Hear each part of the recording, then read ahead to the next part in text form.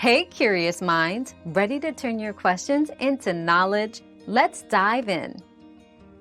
Leftovers stored for exactly 3 days are usually safe if cooled and refrigerated properly. The USDA suggests eating refrigerated leftovers within 3 to 4 days to reduce illness risk.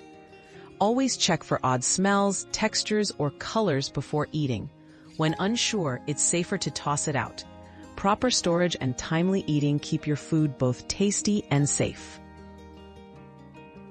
Another mystery solved, but many more await. Keep up with our daily discoveries by subscribing and turning on notifications.